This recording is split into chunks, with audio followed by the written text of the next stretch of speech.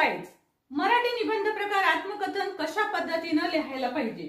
समजा या प्रकारचा प्रश्न आलेला असेल तर आत्मकथन नेमकं कसं लिहावं।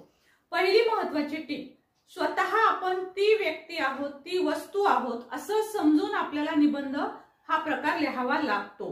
जसं की पुस्तकाचा आत्मवृत्त असेल तर तुम्हाला लिहावं लागेल की मी पुस्तक बोलतो आहे, माझ्याशी तुम्ही असं करू नका, माझ्यासोबत तुम्ही नीट वागा वगैरे वगैरे। नेक्स्ट टिप आहे किती लिहावा निबंध। तर स्टुडंट 1.5 ते 2 पानं तुमचा निबंध झालाच पाहिजे। किती पॅरेग्राफ असावेत? 6 ते 8 पॅरेग्राफ तुम्ही पाडू शकता। भाषा शैली अतिशय सोपी वाक्य असावेत। त्याचबरोबर तुम्ही दिलेल्या निबंधामध्ये काही सुविचार, काही सुंदर विचार, काही कोट्स तुम्ही घालायला पाहिजे। ते अंडरलाइन करून लिहू शकता, डबल कोट मध्ये लिहू शकता। आता आपण पाहूया हा निबंध प्रकार एका उदाहरणासहित। पहा, आता मी तुम्हाला सांगणार आहे पुस्तकाचं आत्मकथन आपण नेमकं कशा पद्धतीने लिहिलेलं आहे। ज्या सूचना मी सांगितल्या त्या आपण कशा फॉलो केलेल्या आहेत। पहा स्टुडंट, याची सुरुवात जी आहे ती पुस्तक ही स्वतः एक व्यक्ती आहे असं पाहून त्यानुसार केलेली आहे। जसं बघा, तो स्वतः पुस्तक बोलतोय, अरे मुला काय अवस्था केलीस बघ माझी।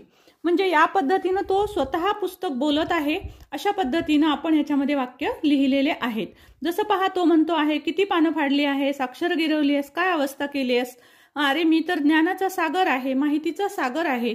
सो स्टुडंट, या पद्धतीने तो मी बोलत आहे अशा पद्धतीने आपल्याला इथं लिहिणं गरजेचं असतं, जसं मी तुम्हाला अगोदरच सांगितलं होतं।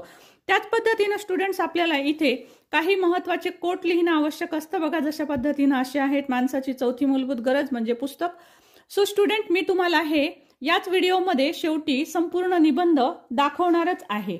सो स्टुडंट, त्यानंतर बघा अशा पद्धतीने आपण त्या पुस्तकाच्या ज्या काही खंत आहेत, म्हणजे पुस्तक व्यक्ती जरी असेल तरी सुद्धा तिला पण सुखदुःख आहेत, अशा प्रकारे मी या पूर्ण निबंधामध्ये मांडणी केलेली आहे। जसं बघा इथं एक खंत लिहिलेली आहे की खंत एकच आहे, माझा नीट सांभाळ करा, नीट वापर करा, पानं फाडू नका। सो अशा प्रकारची खंत पण आपण ह्याच्यामध्ये लिहित असतो, लिहायला हवी असते। त्याच प्रकारे याचा प्रॉपर शेवट व्हायला पाहिजे। निबंध मी तुम्हाला ह्याच्यामध्ये देणारच आहे, याच व्हिडिओमध्ये तुम्हाला पूर्ण निबंध मी दाखवणारच आहे। सो बघा शेवट आपण प्रॉपर केलेला आहे की पण आता माझ्या डोक्यात प्रकाश पडला व मी ठरवले की या ज्ञानाच्या सागराचा मी चांगलाच उपयोग करेल, अशा पद्धतीनं पॉझिटिव्ह शेवट आपण करायला हवा।